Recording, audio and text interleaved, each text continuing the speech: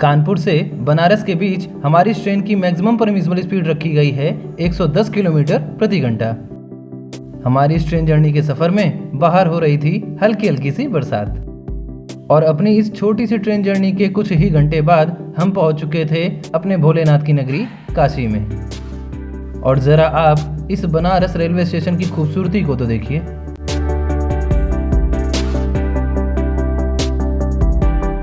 आज सोचा कि क्यों ना सूर्योदय के पहले के ब्रह्म मुहूर्त में ही गंगा में स्नान किया जाए।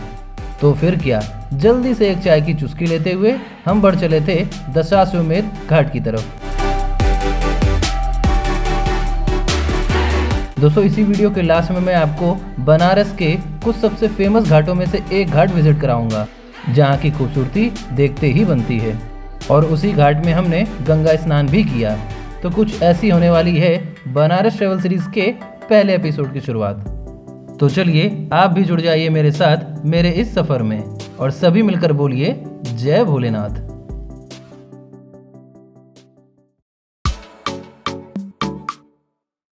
अपने कुछ दोस्तों के साथ एक रैंडम सा प्लान तैयार किया और सोचा कि एक दिन बनारस में बिताया जाए। तो हमें जो भी ट्रेन मिल सकी हमने उसमें बुकिंग कराई और चल दिए बाबा के दर्शन करने। वैसे वीडियो का टाइटल देखकर आप समझ गए होंगे कि हमारी ट्रेन जर्नी की शुरुआत कहां से कहां तक होने वाली है। दोस्तों, इस समय मैं हूं कानपुर सेंट्रल रेलवे स्टेशन के कैंट एरिया की तरफ, यानी प्लेटफॉर्म नंबर 1 की तरफ। और आज की हमारी ट्रेन जर्नी की शुरुआत होगी गुजरात राज्य के ओखा शहर और उत्तर प्रदेश राज्य के बनारस शहर के बीच चलने वाली ओखा बनारस सुपरफास्ट एक्सप्रेस में, जिसका ट्रेन नंबर है 22969। दोस्तों, यह ट्रेन ओखा शहर से एवरी थर्सडे यानी प्रत्येक गुरुवार को दोपहर के 2:05 पर प्लेटफॉर्म नंबर 2 से चलती है। अपने पूरे सफ़र में यह ट्रेन बनारस तक लगभग 2032 किलोमीटर का सफ़र तय करती है।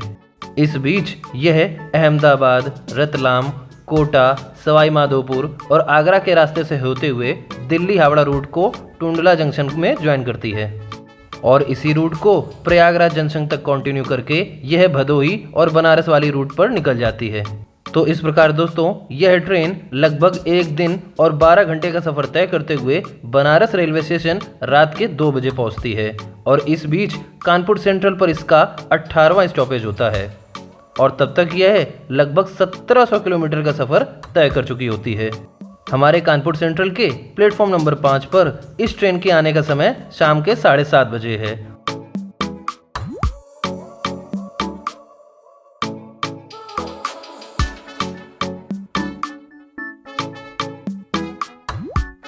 और मैं अपने सभी दोस्तों के साथ लगभग आधा घंटे पहले ही यहाँ पर पहुँच चुका हूँ।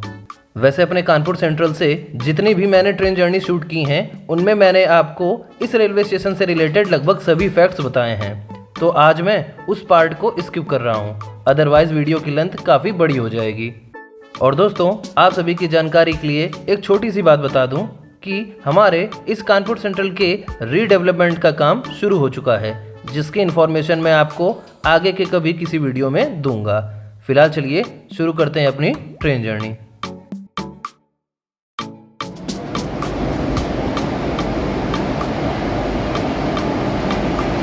आप देखेंगे कि इसमें वेस्टर्न रेलवे का वेब 4 लोकोमोटिव लगा है। वैसे फ्रेंड्स, यदि आप में से किसी ने अगर हाल फिलहाल में ही इस ट्रेन में ट्रैवल किया है तो आप मेरी इस बात को वैलिडेट करेंगे।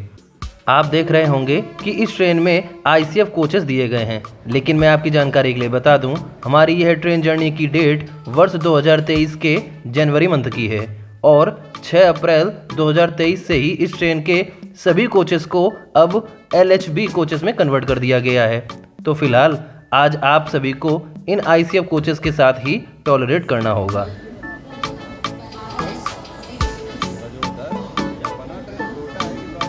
दोस्तों, आज हमें कोच अलॉट किया गया है S5। तो चलिए अब चलते हैं ट्रेन के अंदर। लगभग पौन घंटे के किसी टेक्निकल स्टॉप के चलते अब हमारी ट्रेन जर्नी की शुरुआत होती है। चलिए अब आप देखिए इस ट्रेन का कानपुर सेंट्रल से डिपार्चर।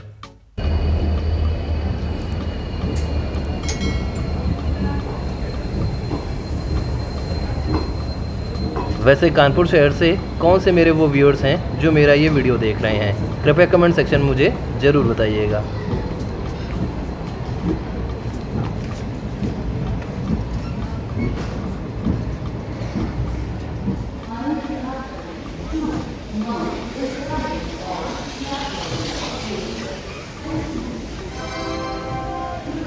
यह जो राइट साइड में आप एक रेलवे लाइन आते हुए देख रहे हैं दोस्तों, यह लखनऊ शहर की ओर जा रही है और हम यहाँ से बढ़ चुके हैं प्रयागराज की ओर, यानी दिल्ली हावड़ा रूट पर।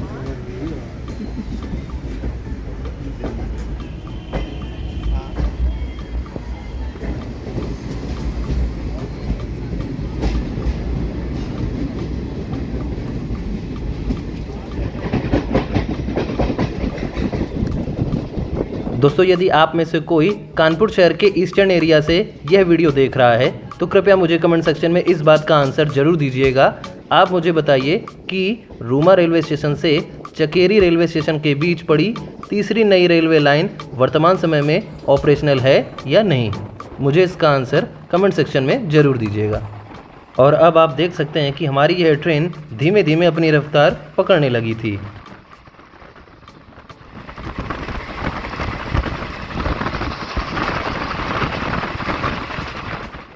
अब क्योंकि आज हमारी यह ट्रेन ICF कोचेस के साथ दौड़ रही है तो इस रूट पर ICF कोचेस के लिए मैक्सिमम परमिसिबल स्पीड 110 किलोमीटर प्रति घंटा रखी गई है, आप यहाँ पर देख सकते हैं। लेकिन वर्तमान समय में क्योंकि यह अब LHB कोचेस में बदल चुकी है तो इस रूट पर इस ट्रेन की LHB कोचेस के लिए मैक्सिमम परमिसिबल स्पीड 130 किलोमीटर प्रति घंटा हो चुकी है।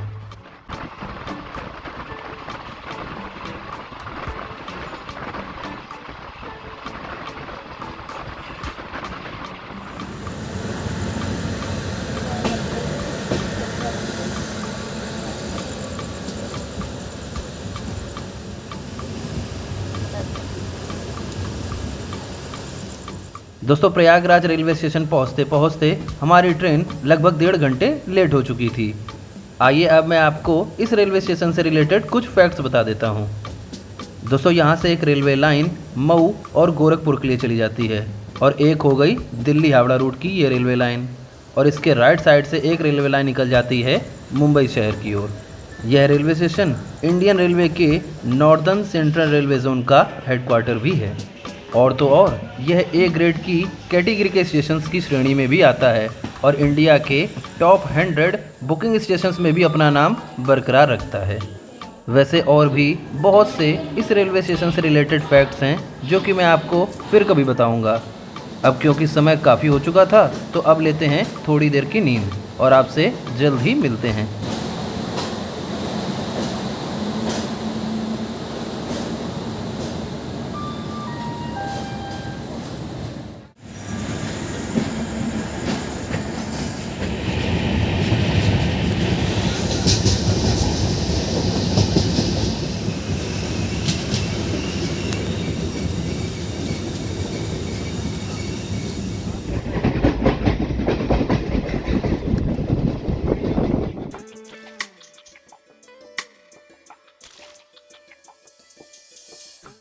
अ very good morning to all of you my friends.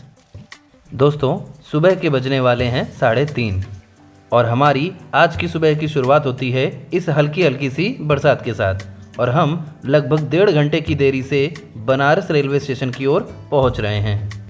वैसे इस ट्रेन का यहाँ पहुँचने का टाइम उतना फेवरेबल तो नहीं कहा जा सकता, लेकिन हमारे लिए आज के दिन इसका डिले होना कुछ ठीक रहा, क्योंकि अब हम अपने दिन की शुरुआत सूरज निकलने से पहले ही कर सकते हैं। और हम पहुंच रहे हैं इस बनारस रेलवे स्टेशन के प्लेटफॉर्म नंबर 7 पर।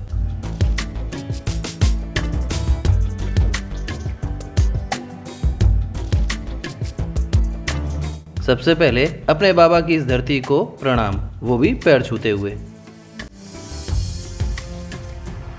इस हल्की हल्की सी बरसात के बाद इस स्टेशन का कुछ ऐसा रूप हमें देखने को मिलेगा, यह तो मैंने बिल्कुल भी एक्सपेक्ट नहीं किया था।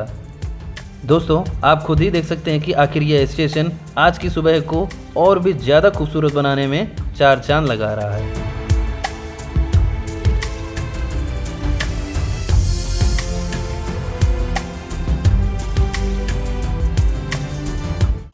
दोस्तों इस रेलवे स्टेशन का नाम वर्ष 2021 के जुलाई महीने में मडवाहडी के बाद बनारस रख दिया गया था, जिसका स्टेशन कोड अब BSBS जाना जाता है। आइए अब आपको इस खूबसूरत से रेलवे स्टेशन के कुछ सिनेमैटिक शॉट्स दिखा देते हैं और उसके बाद यहाँ से बढ़ते हैं गंगा घाट की तरफ।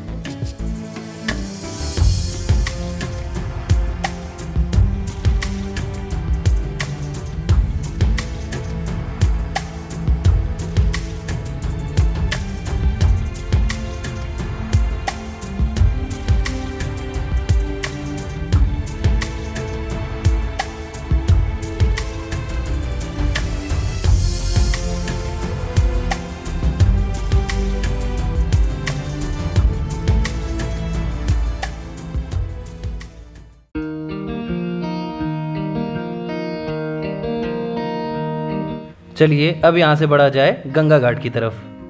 हमने ऑटो वाले भैया जी को 25 रुपीज़ पर पर्सन दिए और उन्होंने हमें बनारस की सुबह के इन शांत रास्तों से होते हुए पहुँचा दिया गिरजाघर चौराहे के पास, जो कि बनारस का सबसे फेमस गोदोलिया चौराहे के बिल्कुल पास स्थित है। दोस्तों यहाँ से आपको गंगा घाट की तरफ बाई वॉक ही आगे बढ़ना होगा, क्योंकि इस जगह के आगे जाना ओनली 2 व्हीलर्स को ही अलाउ है। दोस्तों घाट की तरफ बढ़ते हुए सुबह के लगभग 4 बज चुके थे, तो हमने सोचा क्यों ना सुबह के ब्रह्म मुहूर्त में ही गंगा नदी में स्नान किया जाए। और मैं आपको एक छोटी सी जानकारी और देना चाहूँगा कि आज का हमारा यह स्नान मौनी अमावस्या स्नान कहलाएगा, जो कि काफ़ी शुभ माना जाता है। वैसे अब हम सभी पहुँच चुके हैं बनारस के सबसे प्रसिद्ध चौराहे पर, जिसका नाम है गोदोलिया चौराहा। दोस्तों यहाँ से आप सभी मेजर टूरिस्ट अट्रैक्शन पॉइंट्स की तरफ आगे बढ़ सकते हैं। फिलहाल आगे के कुछ एपिसोड्स में मैं आपको इस जगह के बारे में डिटेल में एक्सप्लेन करूंगा। अभी फिलहाल बढ़ते हैं यहाँ से आगे की ओर। आप बनारस आए और सुबह की बनारसी चाय नहीं पी, तब तो आपकी सुबह की शुरुआत हुई ही नहीं। तो बनारसी चाय की हल्की सी चुस्की तो बनती ही है। वैसे फ्रेंड्स कुछ इस तरह का वॉकवे आपको घाट की तरफ बढ़ते हुए देखने को मिलेगा, और यहाँ पर शाम के समय तो निकलने की जगह ही नहीं रहती, क्योंकि शाम को यह रूट गंगा आरती के चलते सबसे ज़्यादा बिजी हो जाता है।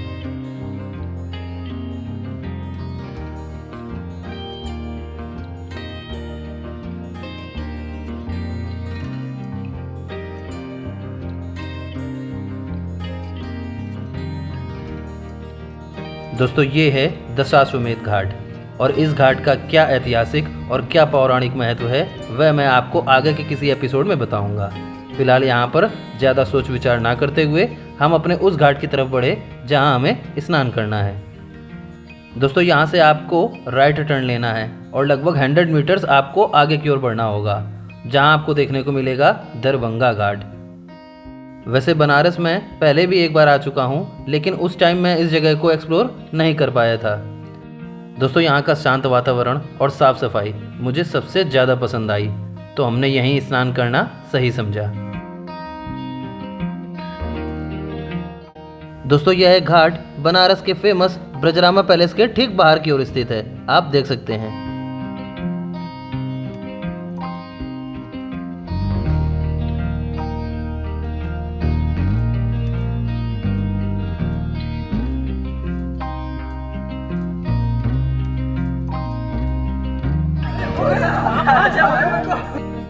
ये हूँ मैं अपने दोस्तों के साथ। और पानी इतना ज़्यादा ठंडा था कि डुबकी लगाना भी मुश्किल हो रहा था।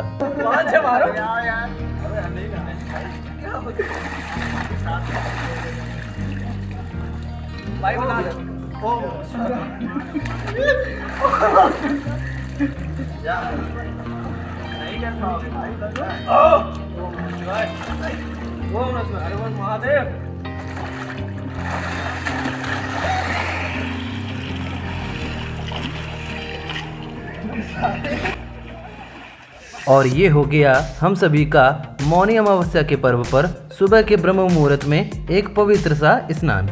चलिए दोस्तों, अब हम मिलेंगे आपसे अगले एपिसोड में, जिसमें हम करेंगे बाबा के दर्शन और घूमेंगे काशी विश्वनाथ कॉरिडोर। बताइए फ्रेंड्स, आप सभी को बनारस ट्रैवल सीरीज़ का पहला एपिसोड कैसा लगा?